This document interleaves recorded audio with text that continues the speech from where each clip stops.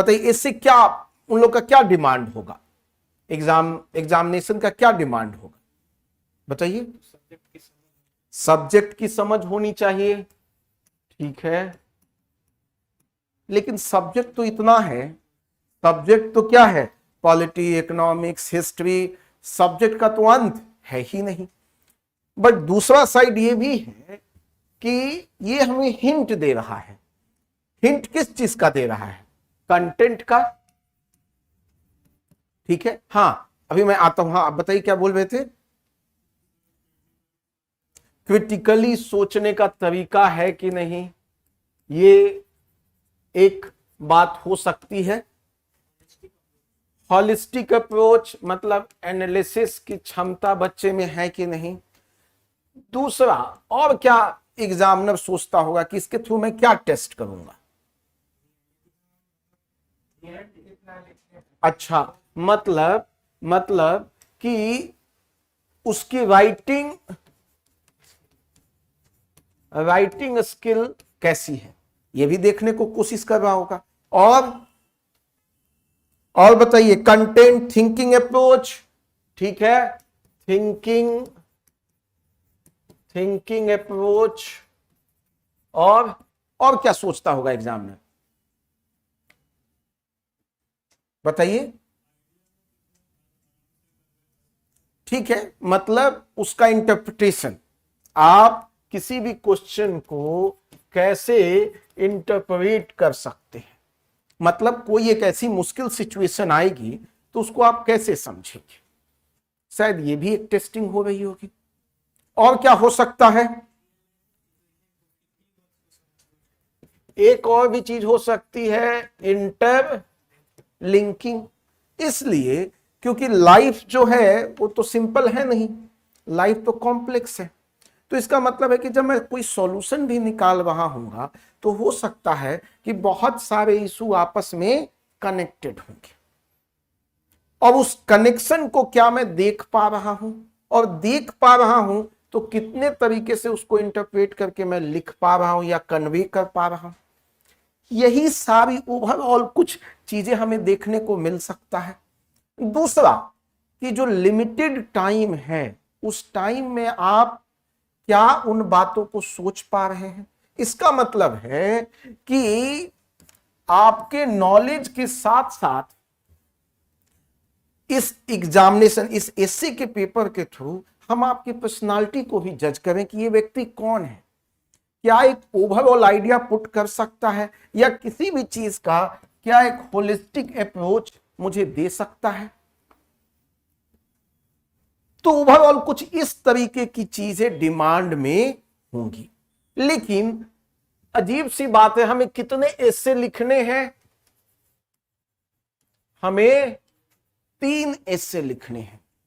UPSC में कितना समय मिलता है एसे लिखने के लिए, यूपीएससी में मिलता है हमें 3 घंटा, कितने एसे के लिए, 2 एसे को लिखने के लिए। लेकिन बीपीएससी अगेन थोड़ा मुश्किल हो गया, क्योंकि आपको कितने लिखने हैं, 3 क्वेश्चन लिखने हैं, और 3 क्वेश्चन के लिए कितने घंटे हैं, 1 घंटा 1 घंटा 1 घंटा, मतलब 3 घंटा, मतलब हर क्वेश्चन के लिए 1 घंटा, और यहां पे आपके पास 1.5 घंटा। तो इसकी वजह से भी ये पेपर क्या हो गया आपके लिए, डिफिकल्ट हो गया। 2 क्वेश्चन लिखना तब भी आसान है। आप देखेंगे 2014 से पहले आपको देखने को मिलेगा कि यूपीएससी में एक ही क्वेश्चन आता था, 4 ऑप्शन दिया, एक क्वेश्चन लिखिए 2500 शब्द का। देखिए 4 में से एक कोई भी क्वेश्चन आता है तो उसके 2500 वर्ड आप लिख ही देंगे, क्योंकि आप बहुत सारे एंगल को लेके आ जाएंगे। लेकिन जब 2 क्वेश्चन लिखना होगा तो ये थोड़ा मुश्किल हो जाएगा, क्योंकि एक को सोचना है, फिर उसको पूरा लिखना है, और फिर दूसरे को सोचना स्टार्ट करना है, और फिर उसको लिखना है। लेकिन बीपीएससी में क्या देख रहे हैं, 3 क्वेश्चन, तो बोला 3 बार दिमाग को ऑन एंड ऑफ करना है। प्लस एक और अच्छी बात देखिएगा, अच्छी मैं कहूंगा, अच्छा हो या उसको खराब मानिए, जैसी भी कहिए, कि बीपीएससी में 3 क्वेश्चन है 1 2 3। इसका मतलब है कि इसको मैंने सोचा, फिर ब्रेनस्टॉर्म किया, फिर इसको कंप्लीट कर दिया, फिर इसको ब्रेनस्टॉर्म किया, कंप्लीट किया, फिर इसको ब्रेनस्टॉर्म किया, कंप्लीट किया। तो मेरे पास लिमिटेशन क्या क्या चीज की हो सकती है? लिमिटेशन क्या क्या चीज की हो सकती है? जब मैं ये तीनों ऐसे लिखने बैठूंगा तो मुझे क्या क्या प्रॉब्लम हो सकता है? सबसे बड़ा प्रॉब्लम टाइम का। और दूसरा क्या प्रॉब्लम हो सकता है? कंटेंट का। यही दो सबसे बड़ी प्रॉब्लम आपको एग्जामिनेशन हॉल में दिखने को मिलेगा। पहले क्या मैं 1 घंटे में ये सोच के लिख दूंगा, लेकिन पहला ऐसे जब लिखने बैठेगा तो आपके दिमाग में ऑलवेज रहेगा कि मैं बेस्ट लिखूं। बट इससे भी पहले क्या प्रॉब्लम आ सकती है? चलिए बात करते हैं online students. Sonika, how demand of question good, how to describe good circumstances, logically arrange. सही पॉइंट आप लोग बता रहे हैं और भी बताते जाइए। अब पहले यहां बताइए कि टाइम और कंटेंट, ये तो चलिए क्वेश्चन आपने डिसाइड कर लिया, तब से आपका टाइम चालू हुआ, तब 1 घंटा मिला, लेकिन इससे भी पहले क्या प्रॉब्लम हो सकती है? हां, कि भाई मैं कौन सा क्वेश्चन लिखूं। और मैं आपको भी क्वेश्चन दिखाऊंगा, दोनों यूपीएससी का भी और बीपीएससी का भी हमारे लिए सेम है, क्योंकि वहां भी इंटरप्रिटेशन है, यहां भी इंटरप्रिटेशन है। तो इसका मतलब है डिसाइड करना कितने में से?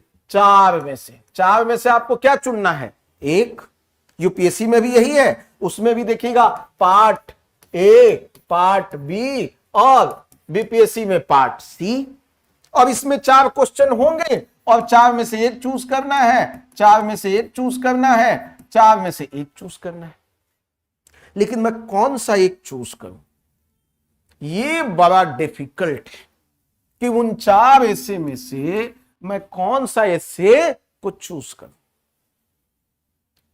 और इसमें आपको लगता है कितना समय निकल जाता होगा?